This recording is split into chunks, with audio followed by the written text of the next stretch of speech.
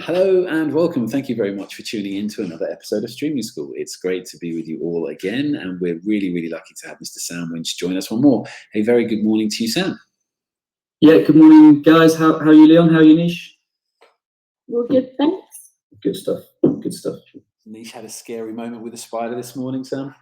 Oh, be careful of those spiders. They can be deadly in your part of the area, Nish. It was massive, okay? Don't judge me. Okay. But you look much more casual today. I liked it when when you were wearing the funky yellow with the black and white stripes. That was very cool. I know. I got a few comments, which is good because it means that people are tuning in. Yeah, some of them were from my friends, and they weren't so positive. You were a lot more polite about my choice of clothing the other day. But it's PE today, so it's a little bit more. It's PE orientated, if you like. Yeah, it's nice when people are in and commenting. We had a student this morning comment on a teacher having recorded a video in school, and obviously my mistake. I hadn't made it clear enough that it was a video that we were watching, and it was literally like, "Are you in school?"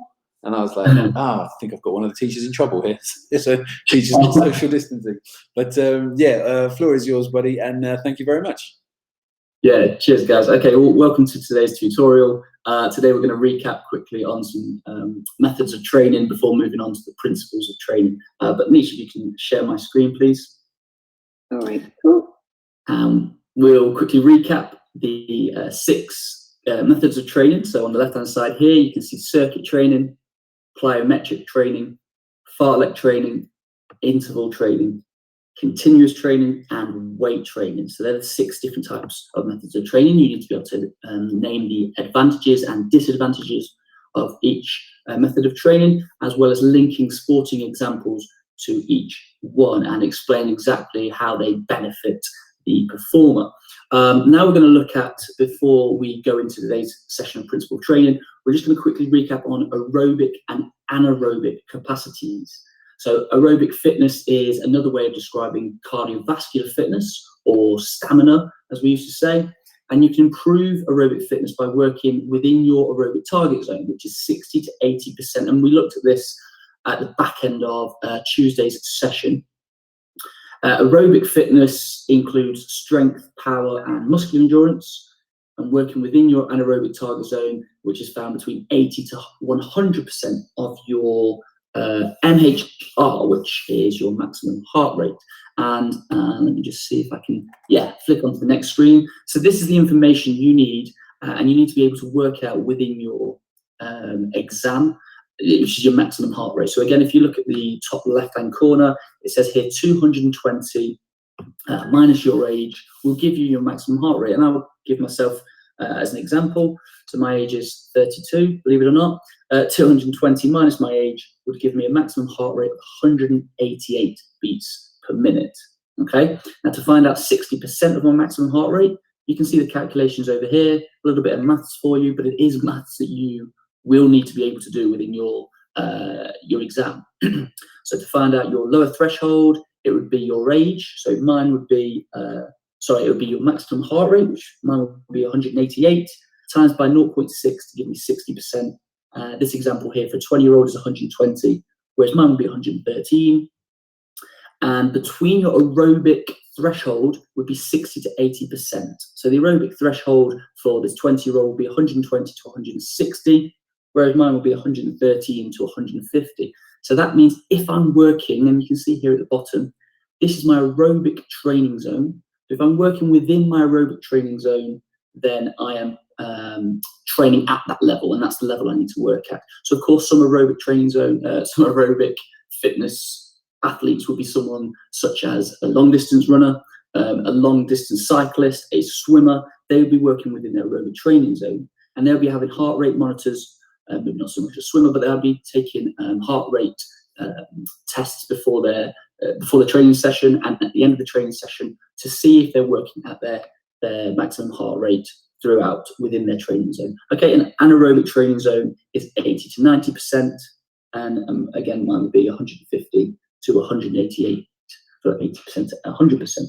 Now, when working anaerobically, you create something called an oxygen debt, and this can only keep going for a short time, of course. So we spoke about a 100-meter sprinter. They're more than likely taking a breath before their 10-second sprint or less. So they're working anaerobically. And oxygen debt is the amount of oxygen consumed during recovery above that which would normally be consumed during rest. So I hope that clears up aerobic training zones and anaerobic training zones, but also your maximum heart rate and the thresholds in which you need to be working at. Okay, that's a really important part of methods of training and for your exam. Now we're going to move on to today's session, which is looking at principles of training, FITT. I won't explain what that abbreviation means just yet. I'm sure some of you probably can recognise the FITT, and sporting examples of where principles of training take place. But we're going to start with a quick video looking at the principles of training, so enjoy.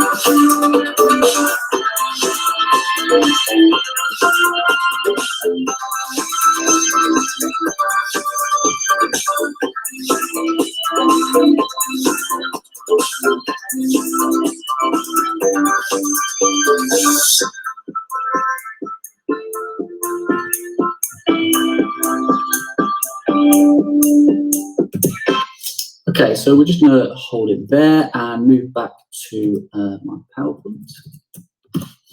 And we'll start off with going into more detail in terms of the principles of training. So the first one you can see is specificity, and that is making sure, and the pictures actually resemble what specificity, easy for me to say, specificity is all about. So it's making sure that what you're doing within your training session is relative to yourself as a sports performer, as an athlete.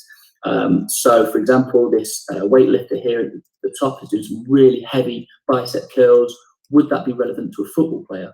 Of course, they need strength, they need power, but making sure that the training that you're doing is relevant to and specific to your sport. You've got to consider the components of fitness, of course, excuse me, within that sport. So again, you're looking at power as a football player. You are looking at agility. So you're looking at making sure that although weightlifting will play a part and you will have a weightlifting training program, it won't necessarily be to build up strength. It'll be more to look at the speed and power. Next one is progression.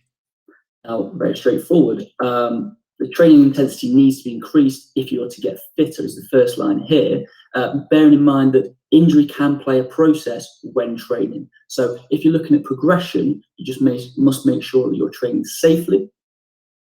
And here it says progression must be steady and consistent. Overload is an essential element to progression and adaptation, and we'll look at overload in a second. But progression also, we'll look at plateauing, and this plays a part. So if you are looking to progress in your training, it might be that you start with, if you are doing weight training, you start with a lightweight and increase the reps, or you might start with a lightweight and then increase the weight and decrease the amount of reps you're doing. So something has to be progressing at all times. If you're not progressing your training session, then you will plateau. And like I said, we'll go into what plateau means shortly. The next principle of training is overload. And of course, overload means that in order to improve, athletes must continually work harder as their bodies adjust to existing workouts. So overloading also plays a role in skill learning. I don't want to just read off the PowerPoint, but overload is a massive part of your exam. It goes into the FITT, which you can see at the bottom here. It says 5 factors, there's 4 factors. FITT, which is frequency, intensity, time, and type. And as I said, overload is all about making sure that although you're increasing the weights, you are making sure that you're doing it safely and not succumbing to injury. Okay, so I think we're going to go on to the 4 types here, and I'll give you some questions to work on at the end of today's tutorial. But first of all, frequency, intensity, time, and type. So it's related to the overload principle of training. Frequency simply is the how often. Intensity is, of course, how hard, and time is, of course, how long. Type would be the mode or the different sort of training session you might do. So again, if you're a football player, would you ever do a swimming session? Well, you might do to work on your aerobic fitness. If you were a swimmer, would you ever go for a run? Again, you might do. It might be to work on your cardiovascular fitness. Okay, so if we look at frequency, it says here, training frequency is the number of training sessions conducted per day or per week. The frequency of training sessions will depend on the interaction of exercise, intensity, and duration with the training status of the athlete and the specific sport. In terms of intensity, the adaptations in the body are specific to the intensity of the training session. High intensity aerobic exercise increases cardiovascular and respiratory function and allows for improved oxygen delivery to the working muscle. And if we look at time, we've got exercise duration is the length of time of the training session. It also can refer, in terms of time, it might refer to the reps and the sets. So instead of saying I'm going to work for 45 minutes, it could be that today I'm going to work for 100 press-ups, 100 sit-ups, 100 burpees. That's my time today. Or 3 sets of 10 reps. That's my time. The duration of a training session is often influenced by the exercise intensity. And the type, and again, this is going to link to our 5th principle of training, which is Tedium. And this is where we change the type of method of training within the session so that we can refrain from being bored, if you like, and to add variation to our sessions. So exercise mode is the specific activity performed by the athlete. Again, you've got cycling, running, swimming, and so on. Again, you often see boxers going for runs because it is a different type of method of training that will allow them to improve and progress as an athlete. Remember that the more specific the training mode is to the sport, the greater the improvement in performance. So, of course, although we do encourage every athlete out there and yourself, if you are, again, a football player, don't just always be kicking the ball around. Feel free to go and work on different types of exercises to help you psychologically with different variations.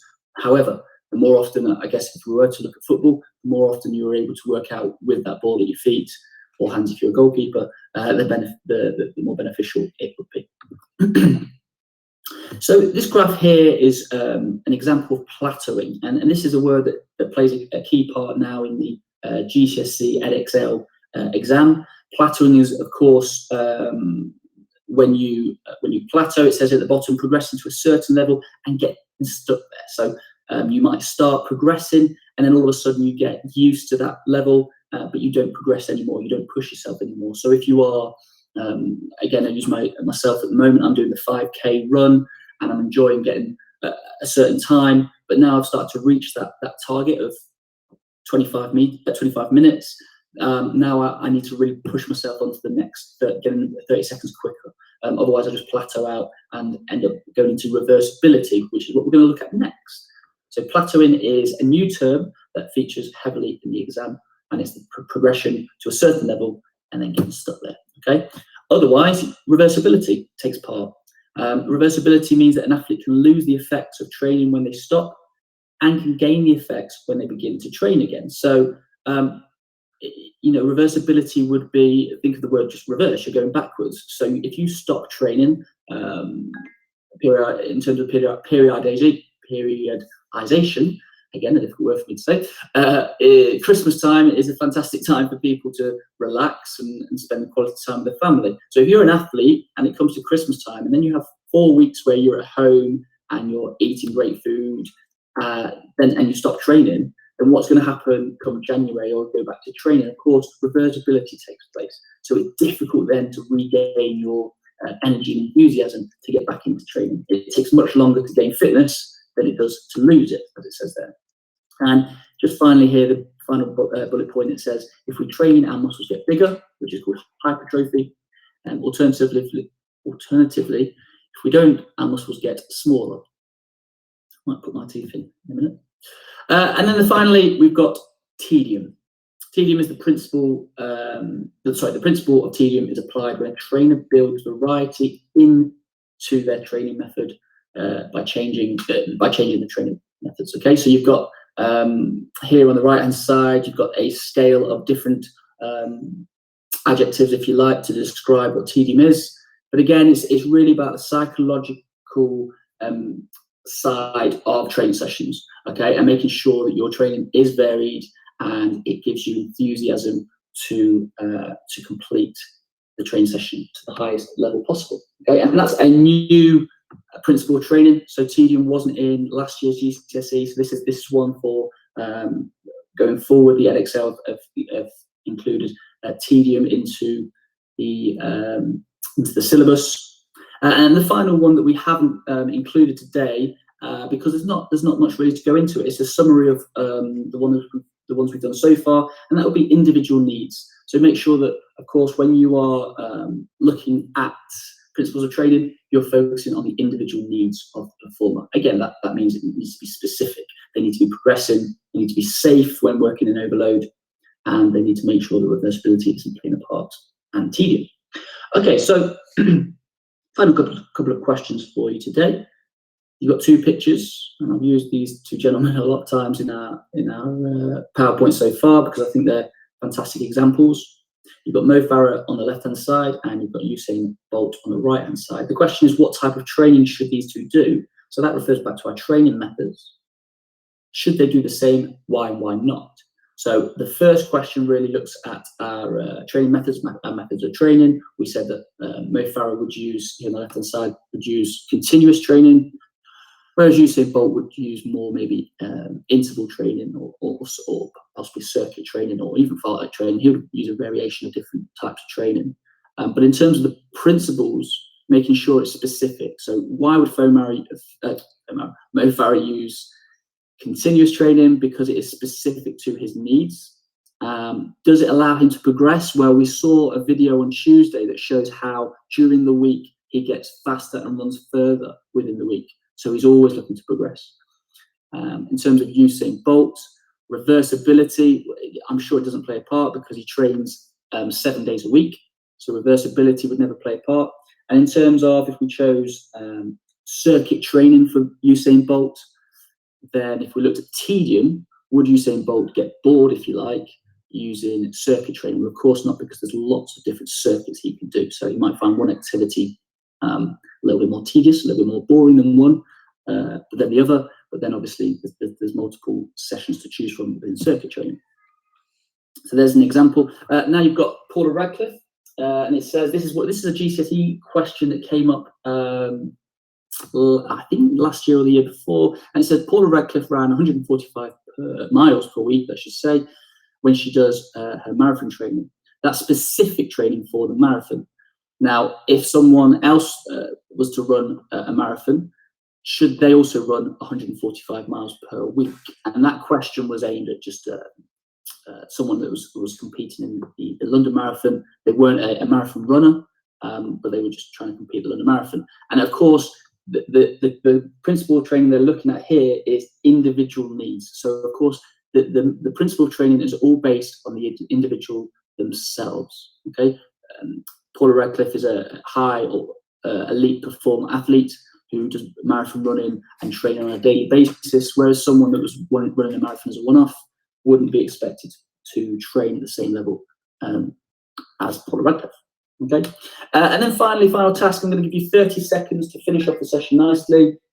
We've got 7 principles of training on the left-hand side, 6 principles of training on the left-hand side. You've got specificity, progressive overload, overtraining, which we've spoke about. That, think of the word overload again, that links to that nicely. Reversibility, thresholds, and individual needs. So of course, thresholds was what we looked at the start of the session in terms of your maximum heart rate, anaerobic and anaerobic. Okay, and I want to give you 30 seconds. You've got the descriptions on the right hand side, excuse me, which would link nicely into the definitions.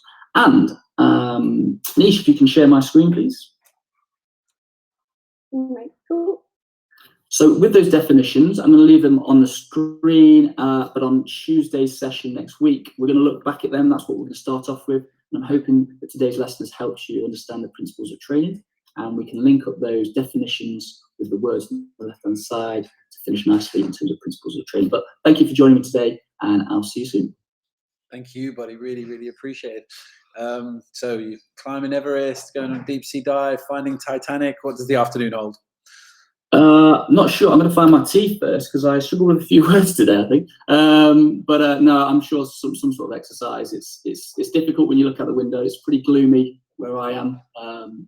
But yeah, so something in store, I'm sure. You're going to find your what, buddy? I'm going to find my teeth, put them back in. I was struggling to say a few words today, I think. Right, no, there was not at all. It's funny. That's what I thought you said, but that's actually happened to one of my friends of late. His front tooth, it was capped or crowned or something, and it's come off, and he's just got like a little stub of a tooth there. So he's literally been looking for his tooth somewhere. So yeah, that's why I was like, strange. It might have happened. Yeah, like literally, I'm watching your face in surprise on your face there. I was like, yeah, that's how we all felt. That's how we felt. That's how we felt. I'm not allowed to use the terminology to explain how it looked because this is live. But yeah, it was different, shall we say? Yeah, I'm sure. Anyways, have a great day, everyone. You too, buddy. Much love.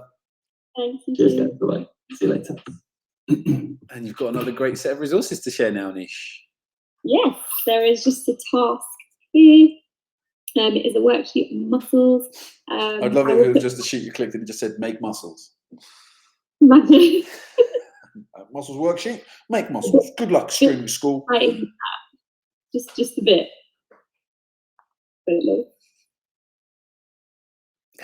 Waiting. I don't know how many times I've seen that Google spinny wheel of slowness. I know, all the time.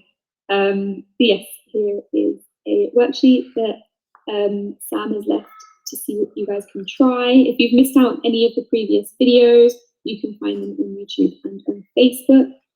And up next, we have science. Brilliant. Thank you so much, my dear.